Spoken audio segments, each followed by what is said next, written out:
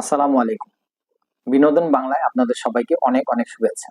AFC championship qualifying রাউন্ডে বাংলাদেশ এবং ইন্ডিয়ার মধ্যে গ্রুপ সি এর প্রথম ম্যাচটি 25 মার্চ শিলংয়ের জওহরলাল নেহেরু স্টেডিয়ামে অনুষ্ঠিত হয়ে গেল এবং সেই সাথে আমাদের হামজা চৌধুরীর অভিষেকও হয়ে গেল।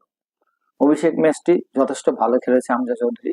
এক কথায় বলতে পারেন যে আমি বলবো যে এই ম্যাচটি ইন্ডিয়া ভার্সেস বাংলাদেশ হয়নি, ম্যাচটি মূলত ছিল সুনীল ছেত্রী ভার্সেস হামজা চৌধুরী। আমার কাছে এটাই মনে হয় এবং এই ব্যাটেলে অবশ্যই অবশ্যই হামজা চৌধুরী সুনীল ছেত্রীকে পরাজিত করে এবং হামজা চৌধুরী কেন লেস্টার সিটির হয়ে খেলে, কেন শেফিল্ড ইউনাইটেডের স্টার্টিং 11-এ খেলে থাকে তার যৌক্তিক প্রমাণ উনি এই ইন্ডিয়া এবং বাংলাদেশ ম্যাচের মধ্যে দিয়ে করে দিয়ে গেলেন। ইন্ডিয়ার বেশ কিছু কন্টেন্ট ক্রিয়েটার তারা বলেছেন এক হামজা চৌধুরী দিয়ে বাংলাদেশ কি করতে পারে, কিন্তু একজন হামজা চৌধুরী যে কতজনের উপরে ভারী পড়তে পারে সেটা কিন্তু হামজা চৌধুরী তার খেলার মধ্যে দিয়ে দেখাই দিয়ে গেছে। কারণ হামজা চৌধুরী যখন মাঠে নামছে তখন কিন্তু বলতে পারেন যে ইন্ডিয়া কোনোভাবেই কোনো রকম সুযোগ আদায় করতে পারে। বিশেষ করে হামজা চৌধুরীর ট্যাকেল, বিশেষ করে হামজা চৌধুরীর যে থ্রু পাসগুলা সবকিছুই ছিল অনবদ্য। ইন্ডিয়া যে তিনটা প্লেয়ারের উপরে সবচেয়ে বেশি ডিপেন্ড করছে, লিস্টন কলাচো, সুনীল ছেত্রী এবং তাদের মাঝ মাঠের আপুইয়া। হামজা চৌধুরী একাই বলতে পারেন যে তিনজনকে আটকায় ফেলছে এবং তাদের এই তিনটা প্লেয়ারই তাদের মূল প্লেয়ার। খেলা তো 11 জনের হয়, তো এই তিনটা প্লেয়ার ছিল তাদের কি প্লেয়ার এবং এই তিনটা প্লেয়ারকে একাই বলতে পারেন যে হামজা চৌধুরী আটকায় ফেলছে এবং হামজা চৌধুরীর এই অভিষেকটা ইতিহাসের পাতায় লেখা থাকতো যদি বাংলাদেশের ফরওয়ার্ডরা একের পর এক যেভাবে গোলগুলা মিস করছে, এই গোলগুলা মিস না হলে তাহলে এটা ইতিহাসের পাতায় হামজা চৌধুরীর এই অভিষেকটা লেখা হয়ে থাকতো। কারণ 22 বছর পর বাংলাদেশ কিন্তু ইন্ডিয়াকে হারানোর একটা সুবর্ণ সুযোগ পাইছে, কিন্তু সেই কাজটা করতে পারলো না আমাদের ফরওয়ার্ডদের ব্যর্থতার কারণে। যারা ফুটবল প্রেমিক, যারা ফুটবল বুঝে, তারা বুঝে ফেলছে যে হামজা চৌধুরী আসলে কি খেলছে। সবচেয়ে বড় কথা, অনেকে বলতে পারে যে হামজা চৌধুরী একটা ভালো থ্রু দিতে পারলো না বা সামনে যে অ্যাটাকে ফরওয়ার্ডদের একটু সহযোগিতা করতে পারেনি। আমাদের স্টার্টিংটা যেভাবে ছিল, প্রথম 20 মিনিটের মধ্যে যে খেলাটা বাংলাদেশ খেলছে, তপু বর্মন যদি ইনজুরিতে না পড়তো তাহলে আমার মনে হয় বাংলাদেশ এই চাপটা অব্যাহত রাখতে পারতো, কিন্তু বাংলাদেশ এই চাপটা অব্যাহত রাখতে পারেনি। তার একমাত্র কারণ ছিল তপু যখন ইনজুর হয়ে গেছে তারপরে হামজা চৌধুরীকে একটু ডিফেন্সে মনোযোগী হতে হয়, কিন্তু সেটাও বিষয় ছিল না। যখন হাফ টাইমের পরে আমার মনে হয় ড্রেসিং রুম থেকে কোনো ইনফরমেশন আসছে যে তোমাকে ডিফেন্সটা সামলাইতে হবে, আর এই একটা কারণে হামজা কিন্তু উপরের দিকে উঠার কোনো সুযোগই পায় না। ডিফেন্সে সে যে কি করছে সেটা কিন্তু আমরা সবাই দেখছি। লিস্টন কলাচু বলেন, আপুইয়া বলেন, তারপর সুনীল ছেত্রী বলেন, কোনো একটা প্লেয়ারকে সে কোনো সুযোগই দেয় নাই। তাদের যে অ্যাটাক, এই অ্যাটাকে একটু ডানা বাঁধতে দেয় নাই। যখনই তারা ডানা বাঁধতে শুরু করছে তাদের ডানাটা ভেঙে দিছে। এখন আসা যাক আমাদের কোচের ব্যাপারে। আমাদের কোচ উনি যে কি চাইছেন এটা কিন্তু আমরা বুঝতে পারলাম না। কারণ আপনি কি ড্রর মনোভাব নিয়ে মাঠে নামছেন? যদি তাই না হয় তাহলে আপনি আপনার প্লেয়ার গুলোর কেন বসায় রাখবেন? সবাই একই কথা বলছে যে যদি হামজা চৌধুরী খেলে তাহলে আমাদের যে ক্যাপ্টেন আছে জামাল ভুঁইয়া, তাকে ড্রপ করতে হবে।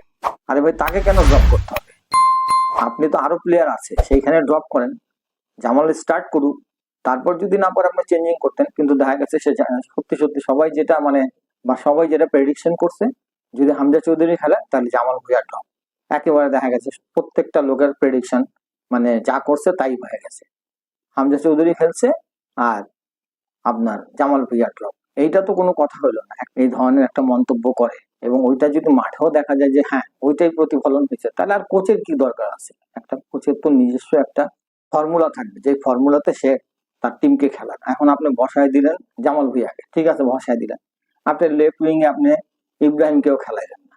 আপনার স্ট্রাইকার, যেটা বিপিএল, যেটা বাংলাদেশ ফুটবল লিগ, যেটা এই লিগের সবচেয়ে হাইয়েস্ট যে গোলদাতা আলামিন, পুলিশ এফসি, আলামিনকে আপনি মাঠে নামালেন না। আপনি একের পর এক প্লেয়ার চেঞ্জ করতেছেন, কিন্তু তারপরে আলামিন, ইব্রাহিম এরা সুযোগ নাই, জামাল, এদের মাঠে নামার কোনো সুযোগ নেই। তা আপনি আসলে কি চাইলেন আর কি করলেন আর কি আপনার ইচ্ছা ছিল, এটা তো আমরা বুঝলাম না। তো আমি তো আগেই বলছি যে ভাই, এই যে কোচ, সে যেই সমস্ত প্লেয়াররা পরীক্ষিত প্লেয়ার, যারা মোটামুটি আমাদের লিগে ভালো গোল করছে, ভালো পারফর্ম করছে, সেই সমস্ত প্লেয়ার গুলোকে আপনি সাইড লাইনে বসায় রেখে দিয়ে আপনি সেইগুলা প্লেয়ারদের খেলাইছেন যারা 70 মিনিট 73 মিনিট টোটাল এই বছরের লিগের মধ্যে যারা প্লে টাইম পাইছে, এই সমস্ত প্লেয়ার আপনি মাঠে নামাই দিচ্ছেন। তো এটার জবাব কে দিবে? এই জবাবটা কে দিবে আর কে নিবে জবাবটা তাদের কাছ থেকে, যে কেন করলেন?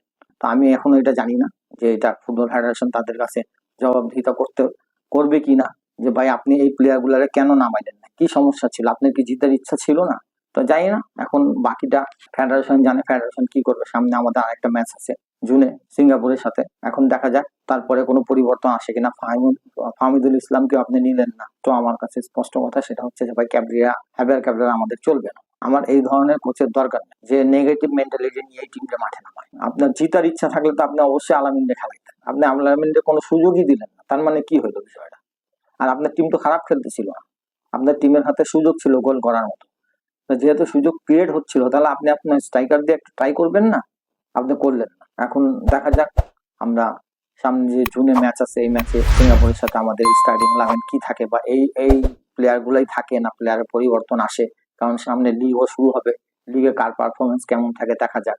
যখনই বাংলাদেশের কোনো নৌযান সংকটাময়পূর্ণ অবস্থায় পড়ে, তখনই সেই নৌযানকে উদ্ধার করার জন্য আমাদেরকে হামজা এবং রুস্তমের প্রয়োজন পড়ে। তো হামজাকে তো আমরা পেয়ে গেছি এবং হামজার কাজ হামজা করে দিয়ে গেছে, এখন আমাদের দরকার হচ্ছে রুস্তমের। এখন এই রুস্তমকে কিভাবে খুঁজে বের করা যাবে, এটার দায়িত্ব আমাদের ফুটবল ফেডারেশনের এবং কোচের। আজকের মতো আপনাদের কাছ থেকে বিদায় নিচ্ছি, ইনশাল্লাহ আবার দেখা হবে, আবার অন্য কোনো বিষয় নিয়ে কথা হবে। আসসালামু আলাইকুম রহমতুল্লাহ।